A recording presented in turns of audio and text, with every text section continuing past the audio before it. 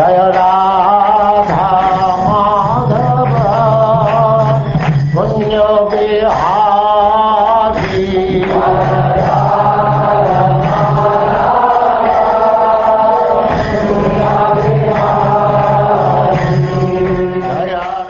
And now chapter 6, the downfall of Sobhari Muni.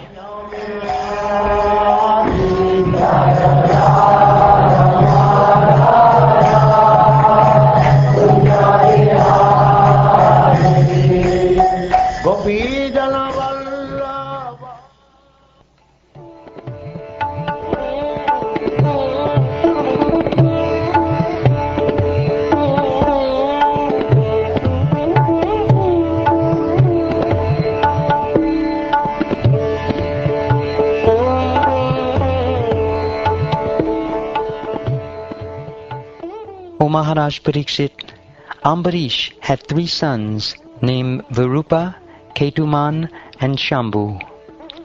From Virupa came a son named Prashadashva, and from Prashadashva came a son named Rathitara. Rathitara had no sons, and therefore he requested the great sage Angira to beget sons for him. Because of this request, Angira begot sons in the womb of Rathitara's wife. All these sons were born with Brahminical prowess. Having been born from the womb of Rathitara's wife, all these sons were known as the Dynasty of Rathitara. But because they were born from the semen of Angira, they were also known as the Dynasty of Angira. Among all the progeny of Rathitara, these sons were the most prominent because, owing to their birth, they were considered Brahmins. The son of Manu was Ikshvaku. When Manu was sneezing, Ikshvaku was born from Manu's nostrils. King Ikshvaku had 100 sons, of whom Vikukshi, Nimi, and Dandaka were the most prominent.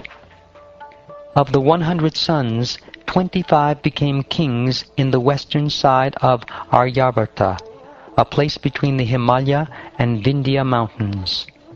Another 25 sons became kings in the east of Aryavarta, and the 3 principal sons became kings in the middle. The other sons became kings in various other places. During the months of January, February, and March, oblations offered to the forefathers are called Ashtaka Shraddha. The Shraddha ceremony is held during the dark fortnight of the month. When Maharaj Ikshvaku was performing his oblations in this ceremony, he ordered his son Vikukshi to go immediately to the forest to bring some pure flesh.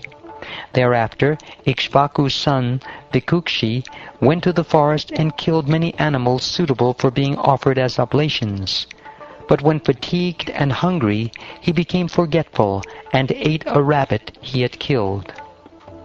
Vikukshi offered the remnants of the flesh to King Ikshvaku, who gave it to Vasishta for purification.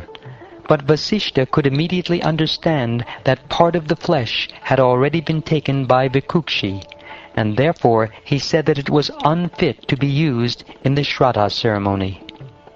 When King Ikshvaku, thus informed by Vasishta, understood what his son Vikukshi had done, he was extremely angry.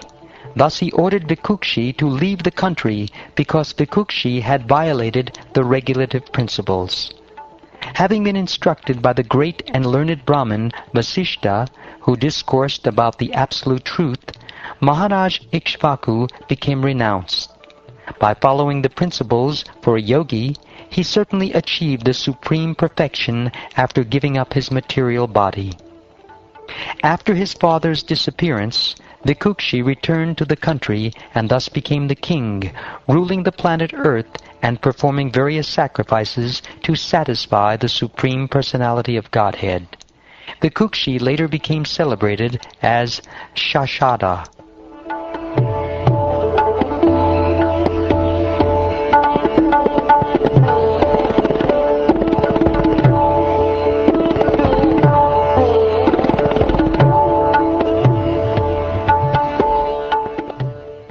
The son of Shashada was Puranjaya, who was also known as Indravaha and sometimes as Kukutstha.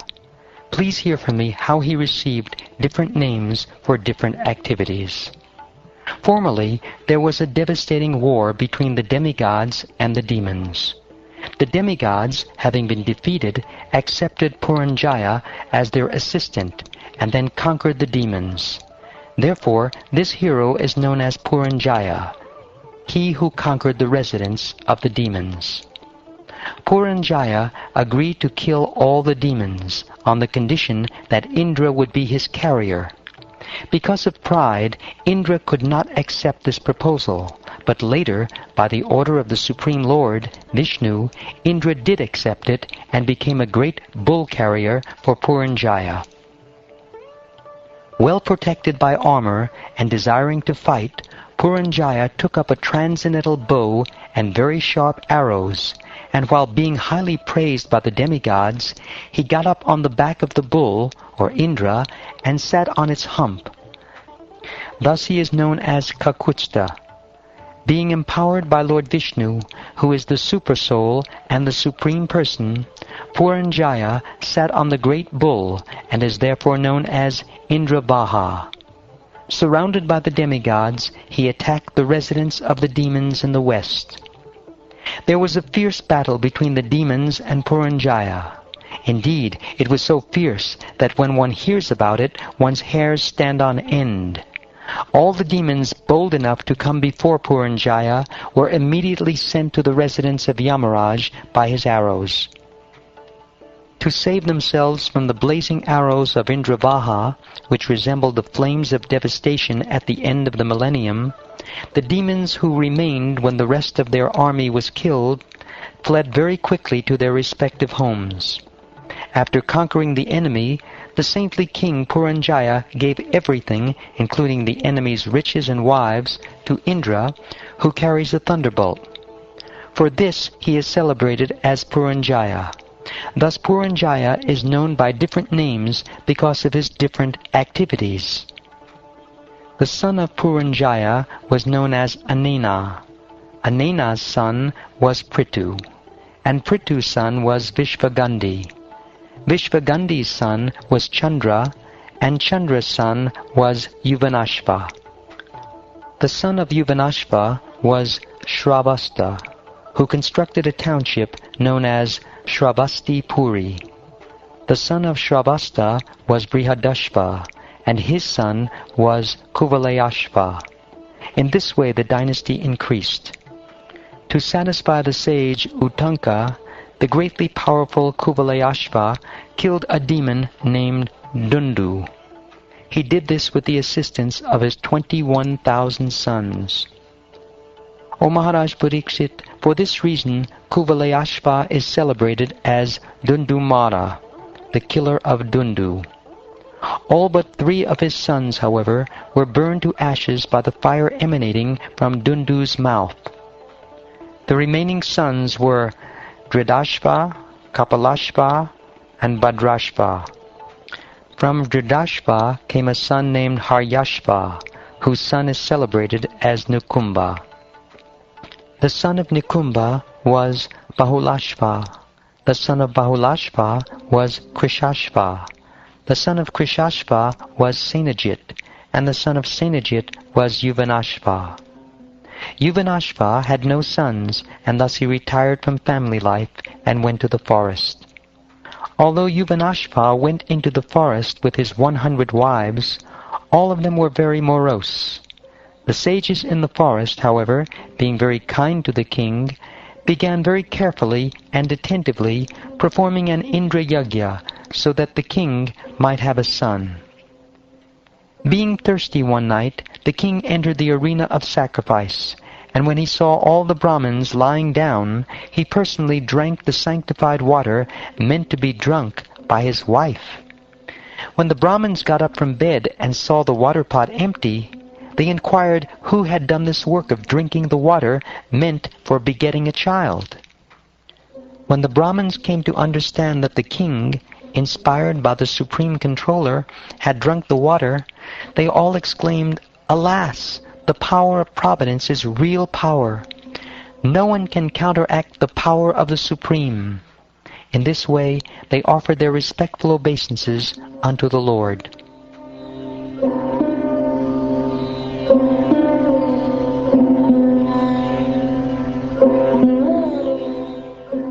Thereafter, in due course of time, a son, with all the good symptoms of a powerful king, came forth from the lower right side of King Yuvanashva's abdomen. The baby cried so much for breast milk that all the Brahmins were very unhappy. "Who will take care of this baby?" they said.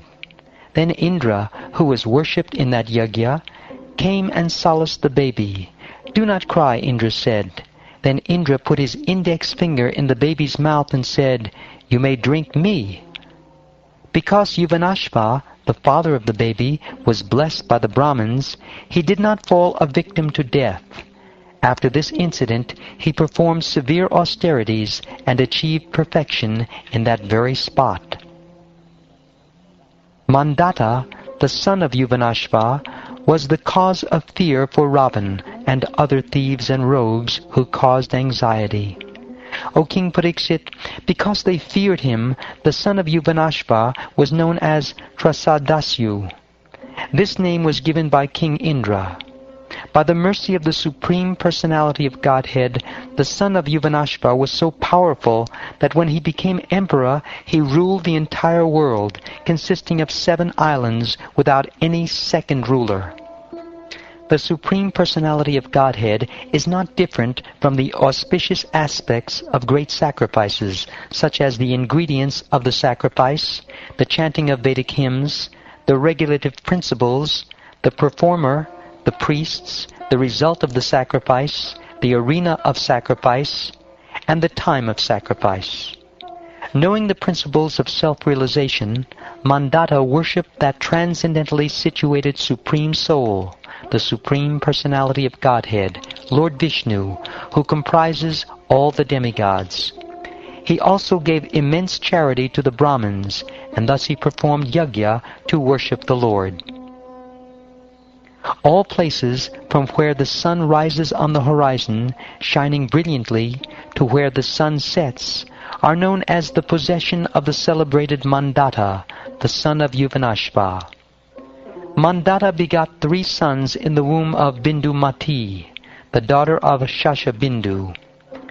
These sons were Purukutsa, Ambarish, and Muchukunda, a great mystic yogi.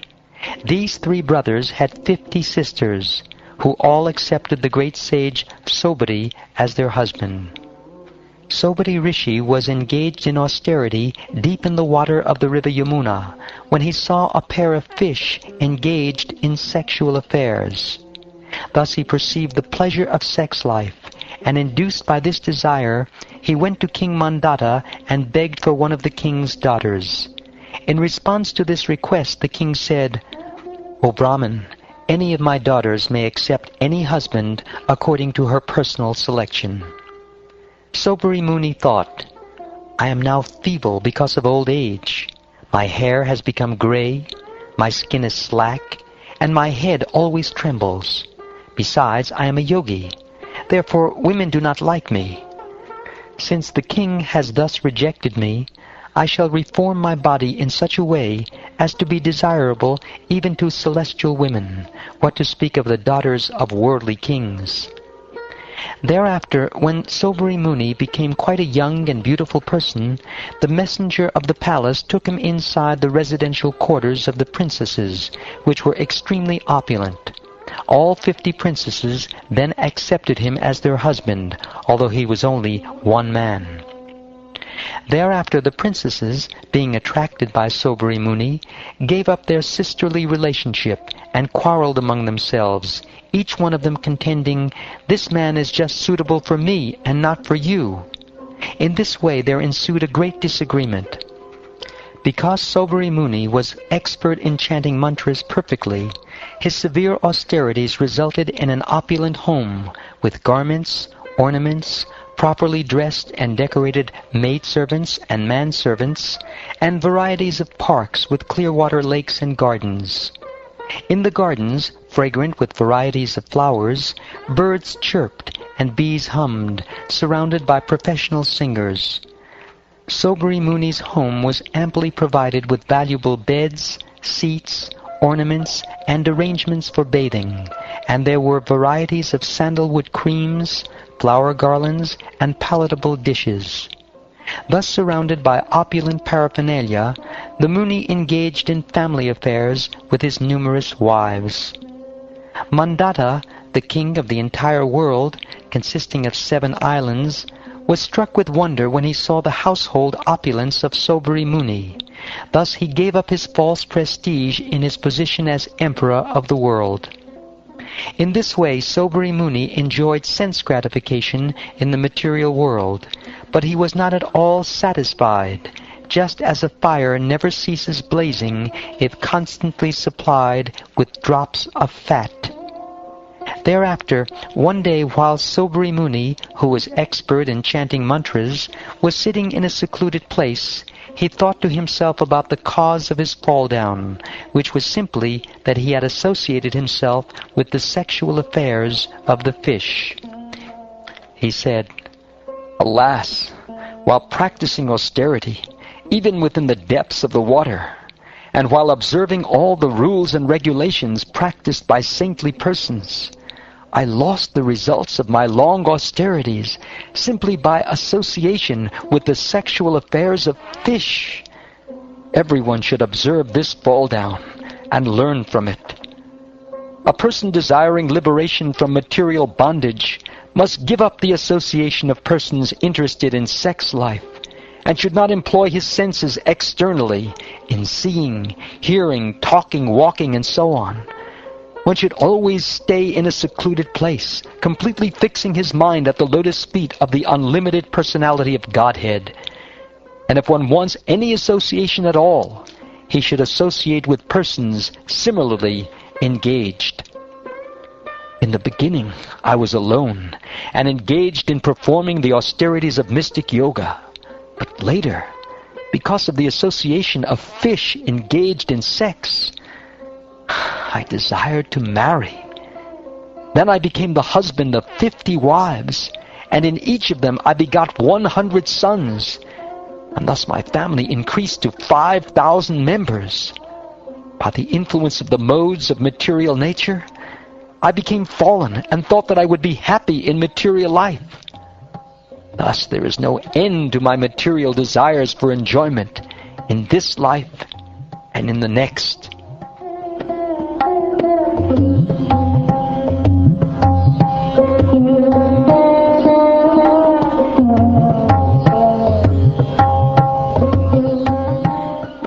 In this way, he passed his life in household affairs for some time, but then he became detached from material enjoyment.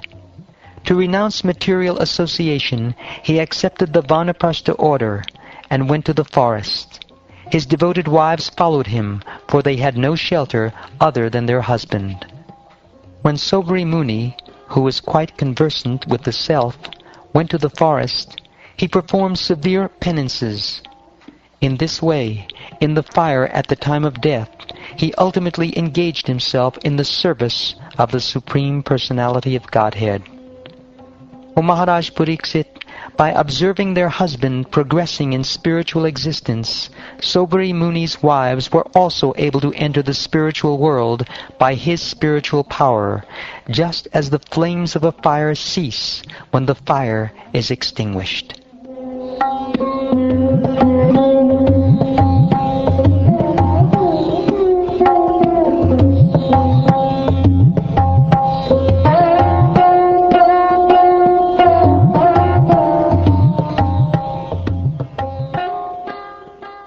Thus ends the 6th chapter of the 9th canto of the Śrīmad-Bhāgavatam, entitled The Downfall of Sobhari Muni.